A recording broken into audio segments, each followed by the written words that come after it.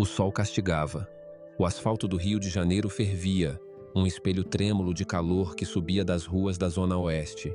Um calor que grudava na pele, denso, pesado, misturado ao cheiro de diesel e fritura. Dentro de um SUV escuro, sem luxos, Cristiano Ronaldo sentia o ar-condicionado lutar contra o mormaço lá fora. Ele não usava grifes, apenas uma camiseta branca, lisa, shorts e um boné puxado para baixo, escondendo os olhos mais famosos do planeta. Ele queria o anonimato, uma pequena dose de normalidade antes de mergulhar de volta na sua gaiola de ouro. E aí, minha gente, beleza? Antes da gente mergulhar nessa história que é pura emoção, vamos fazer um teste rápido para medir a temperatura da nossa torcida. Se você acredita que a justiça, mesmo que demore, sempre vence no final, já comenta o emoji de uma coroa aqui embaixo e se inscreve no canal para mostrar que você faz parte desse time. Bora? O destino era o Morro da Esperança, um labirinto de tijolo e cimento que se erguia contra o céu azul, um lugar onde seu nome era apenas uma lenda distante. Ali, ele não era o CR7, o titã do futebol. Era apenas o padrinho, o benfeitor anônimo de um pequeno projeto de futebol que ele financiava do próprio bolso, um segredo que guardava com mais zelo que seus troféus. Ele parou o carro na base do morro, perto de um boteco de esquina. Uma portinha azul desbotada, com mesas de plástico na calçada e o som de um samba antigo saindo de um rádio chiado.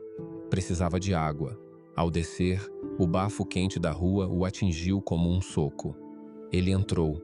O dono, um senhor de cabelos brancos e pele enrugada pelo sol, seu Afonso, sorriu um sorriso cansado.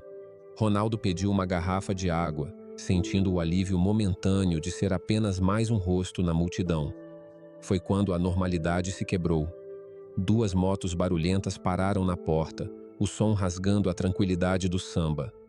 Dois homens desceram. Não usavam farda, mas a postura, as armas presas na cintura de forma visível e o olhar predatório diziam tudo. Eram a lei ali. Uma lei torta, imposta pela força. Milicianos. O mais alto, um homem corpulento com uma cicatriz na sobrancelha, entrou no boteco como se fosse o dono. Era o Cabo Bastos. O sorriso de seu Afonso morreu. Ele encolheu os ombros, o medo uma nuvem visível ao seu redor. Bastos se apoiou no balcão, o desprezo escorrendo de cada palavra. E aí, velho? A taxa de segurança da semana tá atrasada. Ronaldo observava de um canto, a garrafa de água gelada em sua mão. Ele viu o velho tremer, puxando algumas notas amassadas de uma gaveta. O dinheiro não era muito, mas era o suficiente para o sorriso de Bastos se alargar, um sorriso cruel. Aquela cena acendeu algo em Cristiano. Não era raiva quente e impulsiva. Era um fogo frio, preciso. Uma aversão absoluta pela injustiça, pelo forte esmagando o fraco. Ele não podia ficar calado. Ele deu um passo à frente. Sua voz saiu calma, controlada, mas com um peso que fez o ar no boteco ficar mais denso. O sotaque português era inconfundível. Com licença, o que o senhor está fazendo é ilegal. Cabo Bastos virou a cabeça devagar, o sorriso sumindo. Ele mediu Ronaldo de cima e abaixo. Um cara alto, atlético, mas vestido como um qualquer. Um estrangeiro, um gringo. A palavra saiu de sua boca como um veneno. Gringo folgado. Quem você pensa que é para se meter onde não é chamado? Eu sou um cidadão que está vendo um crime. Ronaldo respondeu, o olhar fixo sem piscar.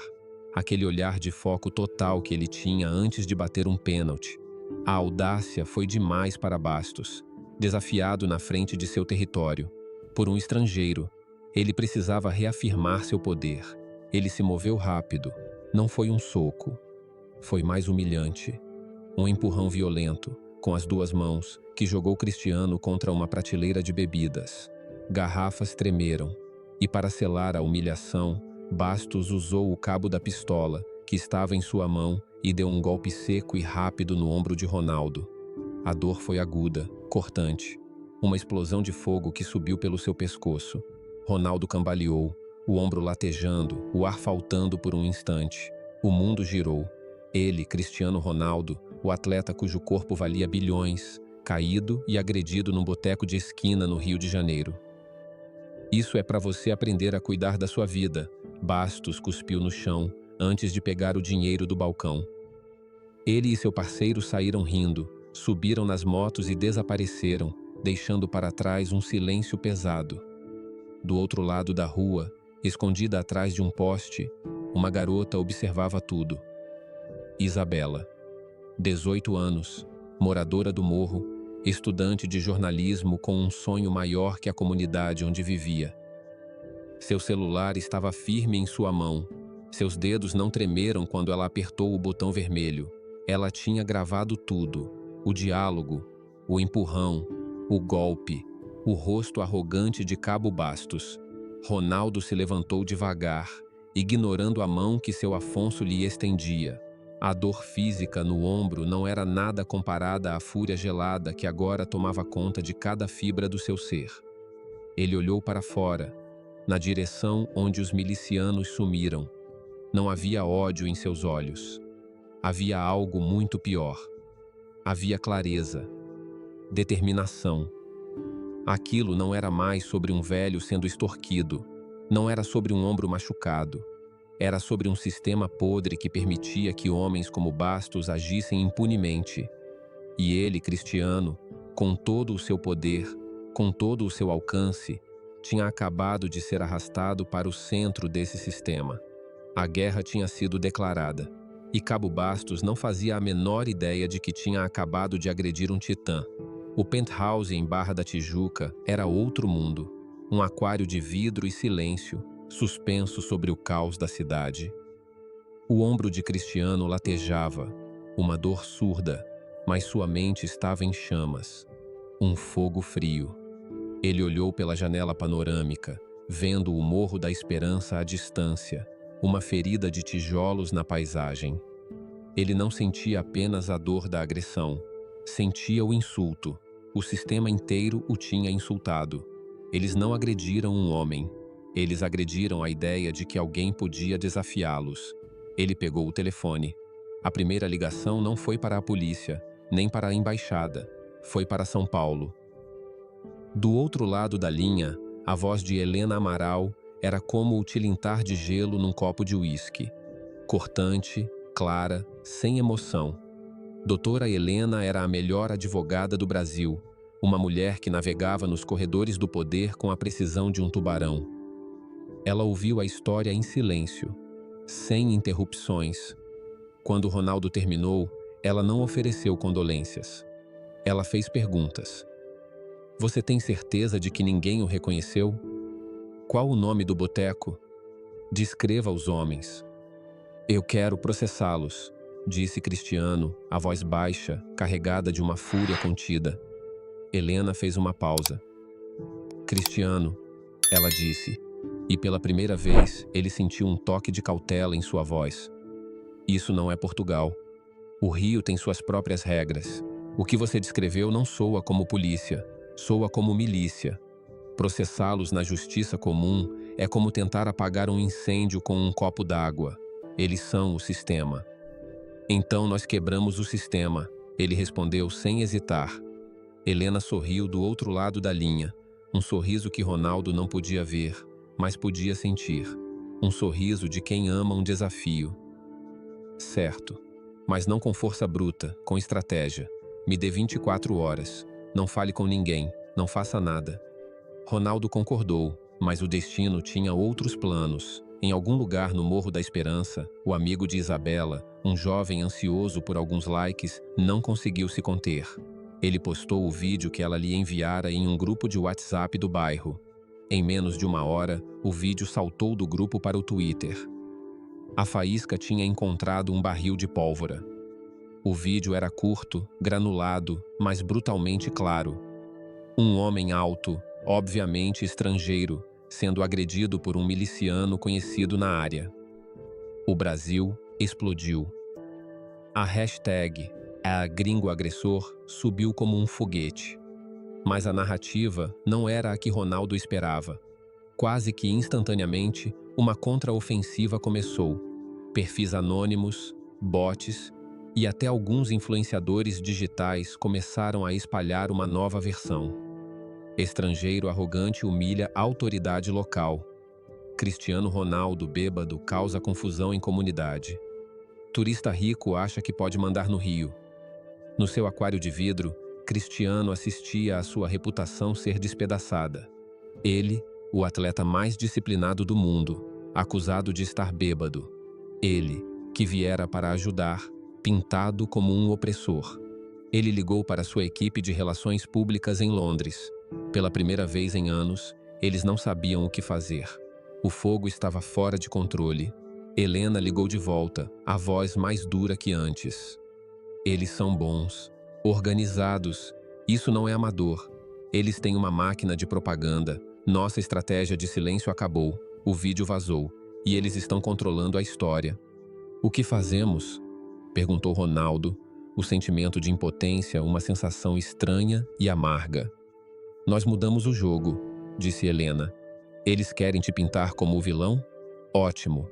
Vamos dar a eles um vilão que eles não podem derrotar. Mas para isso, preciso saber de tudo. O que você estava fazendo no Morro da Esperança, Cristiano? A verdade, não a história do padrinho anônimo. Cristiano respirou fundo. Ele olhou novamente para a favela à distância. O segredo que ele guardava com tanto carinho teria que ser sacrificado. A guerra exigia armas e sua história, sua verdadeira intenção, era a arma mais poderosa que ele tinha. A fortaleza de vidro tinha sido violada. A batalha não seria mais travada nas sombras. Seria sob os holofotes impiedosos do mundo inteiro. A investigação de Helena Amaral era como uma cirurgia, precisa, fria e implacável. De seu escritório em São Paulo, um centro nervoso de tecnologia e informações, ela começou a dissecar o ninho da serpente. Cabo Bastos não era apenas um miliciano, ele era um tenente na organização que controlava o Morro da Esperança com mão de ferro.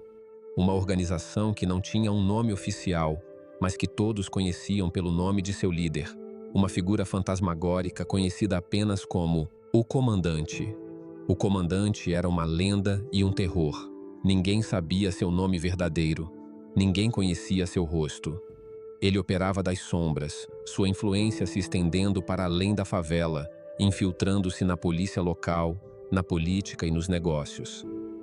A milícia dele não era um bando de bandidos. Era uma empresa. Eles controlavam a venda de gás, o acesso à internet, o transporte alternativo e, claro, a taxa de segurança, que todos os comerciantes, como seu Afonso, eram forçados a pagar. Era um feudo moderno, e o comandante era o seu senhor feudal. Enquanto Helena mapeava a estrutura de poder no Rio, o calor da batalha se intensificava.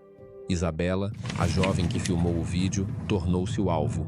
Primeiro, foram as mensagens anônimas no celular. Apaga o vídeo, garota, ou vai se arrepender. Depois, a intimidação ficou mais direta. A moto de seu pai foi vandalizada. Picharam a porta de sua casa com ameaças. Ela estava apavorada. Ela ligou para o número que um dos assessores de Ronaldo lhe dera. Do outro lado, a voz do próprio Cristiano respondeu, calma e firme. Isabela, você está bem? Eles sabem onde eu moro, ela sussurrou, a voz embargada pelo choro. Eu estou com medo, senhor Ronaldo. Minha família... Cristiano sentiu um peso no peito. Aquele era o custo de sua guerra. Pessoas inocentes estavam sendo arrastadas para o fogo cruzado. Ninguém vai mais tocar em você ou na sua família, ele prometeu. Eu te dou a minha palavra. 20 minutos depois, 2 seguranças discretos, contratados por Ronaldo, estavam estacionados na rua de Isabela. Eles não pareciam guarda-costas, pareciam vizinhos, mas seus olhos não perdiam um único movimento.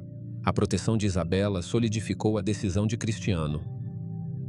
A abordagem de Helena, embora brilhante, era lenta demais.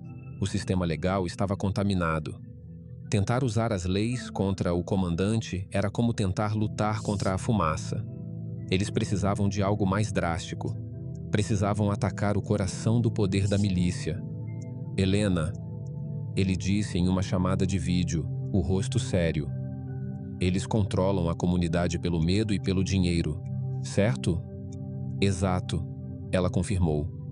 Eles oferecem ordem e serviços que o Estado não oferece. E cobram por isso. Eles são o governo de fato naquele lugar. Então vamos oferecer algo melhor, disse Cristiano. De graça. Houve um silêncio do outro lado. Helena o encarou pela tela, tentando entender. O que você está planejando, Cristiano? Eles vendem segurança? Nós vamos dar segurança de verdade. Eles vendem internet ruim a preço de ouro? Nós vamos dar internet de alta velocidade. Eles oferecem um campo de futebol de terra batida? Nós vamos construir um estádio com grama sintética. Vamos atacar a base econômica e social deles. Vamos arrancar o poder das mãos deles, não na justiça, mas na própria comunidade. Helena recostou-se na cadeira. O plano era insano. Era uma declaração de guerra aberta. Era como invadir um país. Mas era genial. Era uma jogada que ninguém esperaria. Era uma jogada de rei. Isso vai custar uma fortuna, ela disse, testando-o. Eu sou bom em ganhar dinheiro, ele respondeu com um meio sorriso. E sou ainda melhor em usá-lo. A decisão estava tomada. Eles iriam parar de reagir e começar a atacar. Eles não iriam mais tentar cortar os galhos da árvore venenosa. Eles iriam arrancar suas raízes, expondo-as à luz do sol para que todos vissem. A batalha pelo Morro da Esperança estava prestes a começar de verdade. O anúncio caiu como uma bomba sobre o Rio de Janeiro. Em uma coletiva de imprensa internacional, transmitida ao vivo de um hotel de luxo, Cristiano Ronaldo, ao lado de doutora Helena Amaral, revelou o projeto Legado Forte. Não era apenas uma doação, era uma ocupação de esperança. Ele não mencionou a milícia, ele não falou sobre o ataque que sofreu, ele falou sobre o futuro. Sua voz, calma e poderosa, ecoou pelo salão. Eu vim ao Rio e vi uma comunidade com uma força, uma paixão e um potencial incríveis. E decidi que meu legado não será apenas em campo, será aqui. Ele detalhou o plano. Um investimento pessoal de milhões de dólares. A construção de um complexo esportivo de última geração no coração do Morro da Esperança, com campos de futebol, quadras poliesportivas e uma academia. Bolsas de estudo para os melhores alunos da comunidade. Cursos de capacitação profissional, programação, inglês, empreendedorismo.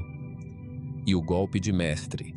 Internet de fibra óptica, gratuita e de alta velocidade para cada casa do morro.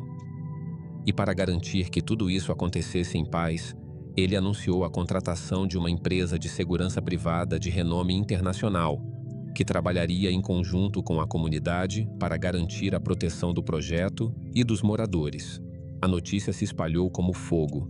Nas redações, os jornalistas lutavam para entender: era filantropia ou era uma declaração de guerra? Nas redes sociais, a narrativa mudou instantaneamente. O gringo arrogante agora era um herói, um salvador. As acusações falsas foram afogadas por uma onda de admiração e apoio. No Morro da Esperança, a reação foi uma mistura de choque, alegria e medo. As pessoas se reuniam nas ruas, nos becos, nos botecos, discutindo. Era verdade? Um homem tão famoso, tão rico, realmente se importava com eles? Era uma promessa vazia ou uma chance real de mudança? Seu Afonso, do boteco, chorou ao ouvir a notícia na sua rádio velha. Isabela sentiu o coração bater mais forte. Era mais do que ela jamais sonhou. Mas nas sombras, no topo da cadeia alimentar da milícia, o comandante não sentia alegria, ele sentia fúria. Aquele jogador de futebol não estava apenas construindo um campo, ele estava desmontando seu império, tijolo por tijolo. A internet gratuita destruiria seu monopólio, a segurança privada o tornaria irrelevante. Os empregos e as oportunidades tirariam os jovens de suas garras. Era um ataque existencial. Ele convocou seus homens de confiança em um esconderijo. O ar era pesado com o cheiro de cigarro e pólvora. Esse palhaço português cruzou a linha. Ele rosnou, a voz grave, acostumada a dar ordens que eram cumpridas sem questionamento. Ele acha que pode comprar a minha comunidade com o dinheiro sujo dele. Ele quer jogar? Então vamos jogar. O plano do comandante era simples e brutal. Ele não podia atacar Ronaldo diretamente. O homem era intocável, mas ele podia destruir o símbolo de sua esperança. Ele deixaria a construção começar. Deixaria as pessoas sonharem. E então, no auge da empolgação, ele queimaria tudo até o chão. Ele enviaria uma mensagem clara, escrita com fogo e medo. No Morro da Esperança só havia um rei, e ele não usava a camisa 7. A armadilha estava sendo montada, e enquanto Cristiano celebrava sua vitória na mídia, o comandante preparava o contra-ataque que mergulharia o sonho do legado forte no mais profundo dos pesadelos. O jogo do rei estava prestes a encontrar a fúria do tirano. A noite caiu sobre o rio como um manto pesado e úmido. No Morro da Esperança, as luzes do canteiro de obras do projeto Legado Forte brilhavam como uma promessa. As fundações do novo centro esportivo já estavam de pé. A esperança era palpável no ar. As pessoas sorriam mais. O samba parecia mais alegre. Elas acreditavam. Cristiano Ronaldo não estava no morro. Ele e Helena estavam em uma sala de controle temporária, montada em um armazém discreto. Telas exibiam imagens de dezenas de câmeras de alta definição, microfones direcionais e sensores de movimento espalhados por todo o perímetro do canteiro de obras. Um drone silencioso pairava no céu noturno, seus olhos infravermelhos vendo o que os olhos humanos não podiam. Eles sabiam que o comandante iria reagir. E estavam prontos. Uma unidade de elite da Polícia Federal, liderada por um inspetor de confiança de Helena, estava de prontidão a poucos quarteirões de distância, esperando o sinal. Eles virão esta noite, disse Helena, os olhos fixos nas telas. É a noite perfeita. Silenciosa, nublada. Eles acham que somos apenas construtores, não estrategistas. Ronaldo assentiu, o coração batendo num ritmo controlado. A adrenalina era a mesma de uma final de Champions League. Que venham, ele disse em voz baixa. A armadilha está pronta. E eles vieram.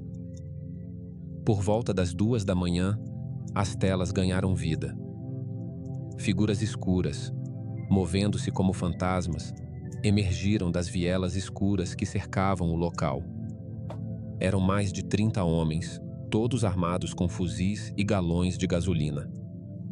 As câmeras de alta definição capturaram cada rosto, cada tatuagem, cada movimento. O drone filmava de cima, um olho de Deus impassível. No centro do grupo, uma figura se destacava. Mais alto, mais imponente. Ele não usava máscara. Seu rosto, marcado por uma vida de violência, era a face do comandante. Ele viera pessoalmente para saborear sua vitória. É ele, sussurrou Helena. Temos o rosto dele. Temos tudo. Agora, disse Ronaldo para o rádio. Era o sinal, mas nada aconteceu. A unidade da Polícia Federal não se moveu. Ronaldo chamou novamente. Inspetor Silva, qual é a situação? Estamos com o alvo na mira. Repito, o alvo está na mira. Do outro lado, o rádio chiou. A voz do inspetor Silva soou estranhamente calma. Negativo, senhor Ronaldo. Tivemos uma denúncia de atividade de gangues rivais na Zona Norte. Todas as unidades foram deslocadas. Estamos sem efetivo. O sangue de Cristiano gelou. Helena olhou para ele, o rosto pálido. Eles entenderam no mesmo instante. Era uma traição. O comandante não tinha apenas homens nas ruas. Ele tinha homens dentro da própria polícia. O inspetor Silva, o homem de confiança, estava no bolso dele. A armadilha que eles montaram para o rato, na verdade, tinha sido montada para eles. Nas telas, o inferno começou. Os homens do comandante não perderam tempo. Eles atiraram nos equipamentos, quebraram as fundações com marretas e depois encharcaram tudo com gasolina. O comandante acendeu o primeiro fósforo. A chama explodiu na noite, uma bola de fogo laranja que engoliu o canteiro de obras. Em minutos, o sonho do legado forte era uma pira funerária. A estrutura de aço se torceu e gemeu sob o calor intenso.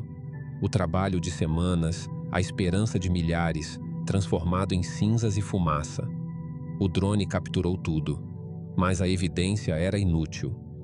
Na manhã seguinte, o laudo oficial da polícia, assinado pelo próprio inspetor Silva, seria claro: um trágico incêndio causado por um confronto entre facções rivais de traficantes. O vídeo de alta definição de Ronaldo seria descartado como inconclusivo. Eles tinham sido completamente derrotados, enganados, humilhados. Na sala de controle, o silêncio era pesado como uma mortalha. O único som era o crepitar do fogo vindo das telas. Ronaldo olhou para as chamas, o reflexo dançando em seus olhos. Ele não sentia raiva. Sentia o gosto amargo e metálico da derrota. Ele tinha usado seu poder, sua riqueza, sua inteligência. E tinha perdido. Perdeu porque subestimou a profundidade da podridão. O comandante não era apenas um bandido. Era um câncer que havia se espalhado por todo o corpo do sistema. E naquela noite, o câncer tinha vencido. O Titã estava de joelhos. Amanheceu no Rio de Janeiro com um céu cinzento cor de cinzas. A fumaça ainda subia dos escombros do legado forte, um monumento à esperança destruída. O cheiro de queimado pairava sobre o Morro da Esperança, um lembrete físico da derrota. O silêncio na comunidade era diferente agora. Não era de paz. Era o silêncio do medo, da desesperança que retornava com força total. Cristiano Ronaldo estava lá, de pé, em meio à destruição. A fuligem manchava seus sapatos caros. Ele olhava para a estrutura de aço retorcida, para os sonhos carbonizados. Helena estava ao seu lado, o rosto uma máscara de frustração profissional. Eles venceram, Cristiano, ela disse, a voz baixa. A narrativa da mídia já é a deles. Projeto de Ronaldo atrai violência de gangues. O inspetor Silva é um herói por ter evitado um banho de sangue. Nós perdemos. Ronaldo não respondeu imediatamente. Ele se abaixou e pegou um pedaço de concreto do chão. Estava quente. Ele o segurou na mão, sentindo seu peso, sua aspereza. Ele pensou nos maiores jogos que perdeu, nas finais dolorosas, na sensação de voltar para o vestiário com o peso do mundo nos ombros. E lembrou-se do que sempre fazia no dia seguinte. Ele treinava mais forte. Não, ele disse finalmente, a voz rouca. Nós não perdemos. Fomos derrubados. Há uma diferença. Ele se virou para Helena, e nos seus olhos, ela não viu derrota. Viu uma chama teimosa, uma brasa que se recusava a apagar. Nós jogamos o jogo deles, com tecnologia, estratégia e dinheiro, e eles nos venceram porque controlam o tabuleiro. Então, vamos virar o tabuleiro. Ele sabia o que tinha que fazer. A guerra não podia mais ser travada de cima para baixo, tinha que vir de dentro. Naquela tarde, ele fez algo que nenhum de seus assessores aprovaria. Ele subiu o Morro da Esperança, sozinho, sem seguranças. Apenas ele, caminhando pelas vielas estreitas e sinuosas. As pessoas o olhavam de suas janelas e portas, rostos cheios de pena e medo. Ele não parecia um titã. Parecia um homem que tinha perdido tudo. Ele foi até o boteco de seu Afonso. O velho estava sentado, olhando para o nada. Ronaldo sentou-se ao lado dele. Por um longo tempo, não disseram nada. Apenas compartilharam o silêncio. Eu sinto muito, seu Afonso, disse Cristiano finalmente. Eu prometi esperança e trouxe destruição. O velho virou o rosto enrugado para ele. Seus olhos, que Ronaldo antes vira cheios de medo, agora tinham uma centelha de algo diferente. Dignidade. Raiva.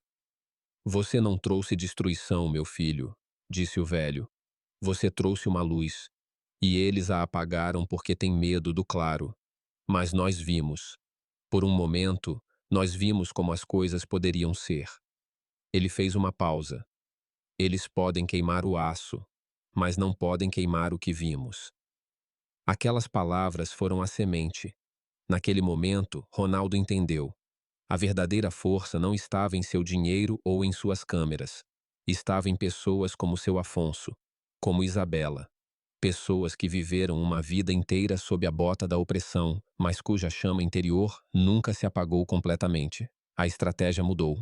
Helena e sua equipe começaram a trabalhar em segredo, não para encontrar provas contra o comandante, mas para construir uma rede. Isabela, agora movida por uma fúria justa, tornou-se seus olhos e ouvidos na comunidade.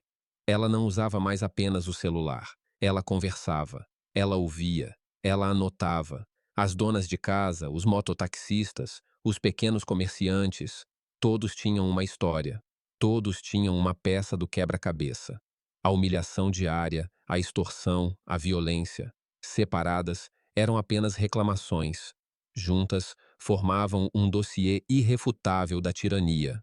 Ronaldo, por sua vez, iniciou uma nova ofensiva, mas desta vez no cenário internacional. Ele usou sua plataforma não para falar do incêndio, mas para falar das pessoas do Morro da Esperança. Ele contou suas histórias. Ele deu entrevistas a grandes jornais internacionais, expondo a realidade da vida sob o controle da milícia, contornando a mídia brasileira que estava sendo influenciada ou intimidada. Ele não estava mais lutando contra o comandante. Ele estava lutando por seu Afonso. A vitória final não veio com uma operação policial espetacular. Veio de forma mais silenciosa e mais poderosa. Veio quando dezenas de moradores, encorajados pelo apoio global e organizados por Isabela e Helena, foram juntos a uma corregedoria federal independente, com um dossiê de centenas de páginas, cheio de testemunhos assinados, gravações de áudio e planilhas de extorsão. Veio quando a pressão internacional se tornou tão grande que o governo brasileiro não pôde mais ignorar o inspetor Silva e a corrupção em suas fileiras. O comandante e seus tenentes, incluindo Cabo Bastos, não foram presos pelo incêndio. Foram presos por uma avalanche de crimes menores que juntos os enterraram. Extorsão, formação de quadrilha, lavagem de dinheiro. O império ruiu não por uma explosão, mas pelo peso de seus próprios pecados. Meses depois, Cristiano Ronaldo estava de volta ao Morro da Esperança. O canteiro de obras estava ativo novamente, mas desta vez era diferente. Os trabalhadores eram da própria comunidade. O projeto não era mais o legado forte de Cristiano Ronaldo. Era o projeto Nossa Esperança, financiado por uma fundação global que ele criou, The Titans Foundation, mas administrado por um conselho de moradores, incluindo seu Afonso e Isabela, que agora era a chefe de comunicação do projeto. Ele estava no novo campo de futebol, a grama verde e perfeita sob seus pés. Crianças corriam por toda parte, rindo, gritando, chutando bolas novas. Ele não era mais o salvador, era um parceiro. Ele não tinha apenas construído um centro esportivo, ele tinha ajudado a comunidade a encontrar sua própria voz, sua própria força. Ele olhou para o horizonte, onde o sol se punha, pintando o céu do rio de laranja e roxo. As sementes que ele plantou no concreto, que foram queimadas e pisoteadas, finalmente estavam florescendo. E essa era uma vitória que fogo nenhum poderia destruir. Quando vimos as chamas consumindo o sonho do legado forte, o sentimento foi de derrota total. Parecia o fim. E talvez essa seja a primeira e mais importante lição que a jornada de Cristiano Ronaldo no Rio de Janeiro nos ensina. A vitória nem sempre vem na primeira tentativa. Na verdade, às vezes, a nossa estratégia mais brilhante, mais cara e mais tecnológica pode falhar espetacularmente. Cristiano chegou com o poder de um titã: dinheiro, fama, os melhores advogados, a mais alta tecnologia. Ele tentou lutar contra o sistema usando as ferramentas do topo. E ele perdeu. Perdeu porque o sistema era mais podre e mais profundo do que ele imaginava. A lição aqui é dolorosa, mas real. Você não pode consertar um jogo viciado apenas jogando melhor. Às vezes você precisa virar o tabuleiro. E como ele virou o tabuleiro? A verdadeira virada não aconteceu em uma sala de estratégia em São Paulo ou em uma coletiva de imprensa. Aconteceu quando ele, o gigante, subiu o morro sozinho, sentou-se num boteco simples e ouviu um homem comum, seu Afonso. Aconteceu quando ele percebeu que sua maior arma não era seu dinheiro, mas sua capacidade de se conectar, de inspirar e de dar voz aos que foram silenciados. Foi naquelas palavras simples de seu Afonso: eles podem queimar o aço, mas não podem queimar o que vimos. Essa é a segunda lição, e talvez a mais bonita. A esperança, uma vez plantada, é a semente mais resistente que existe. Ela pode ser pisoteada, queimada, enterrada sob o concreto da injustiça, mas ela sobrevive. O poder do comandante vinha do medo e da desesperança. Quando Ronaldo e a comunidade se recusaram a ceder a isso, o poder dele começou a ruir. Isso se aplica diretamente às nossas vidas. Quantos comandantes nós enfrentamos no nosso dia a dia? Um sistema injusto, um chefe opressor, uma dificuldade financeira, uma doença, um obstáculo que parece impossível de superar. Nossa primeira reação pode ser lutar com as ferramentas que temos, com nossa força individual. E podemos falhar. Podemos nos sentir de joelhos, vendo nossos sonhos virarem fumaça. A jornada de Cristiano nos mostra o caminho a seguir. É preciso humildade para reconhecer a derrota. É preciso coragem para se levantar e tentar de novo, mas de uma forma diferente. É preciso sabedoria para entender que a nossa maior força não está em nós mesmos, mas na nossa conexão com os outros.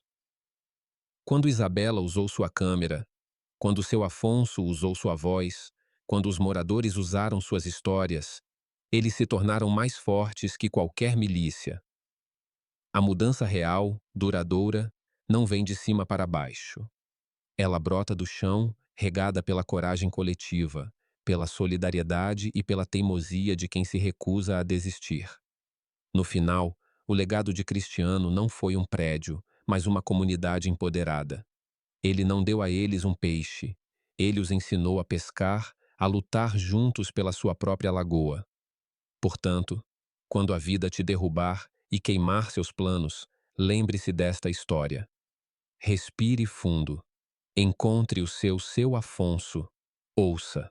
Conecte-se.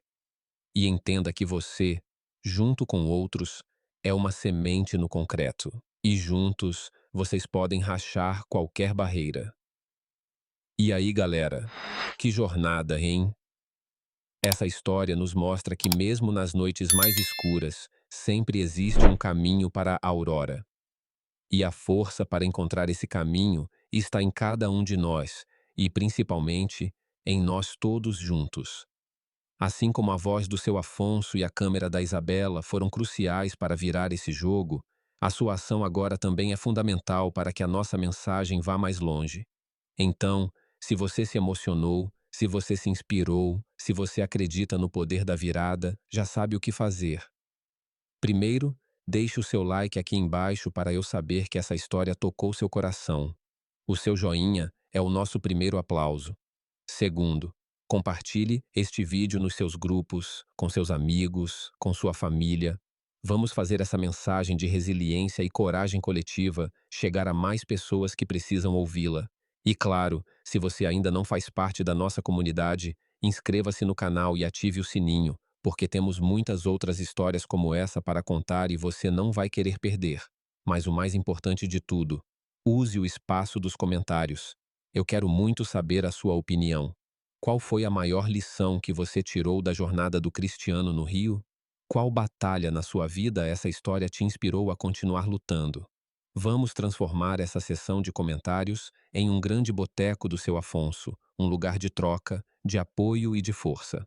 Muito obrigado por terem ouvido até aqui. Um forte abraço e até a próxima.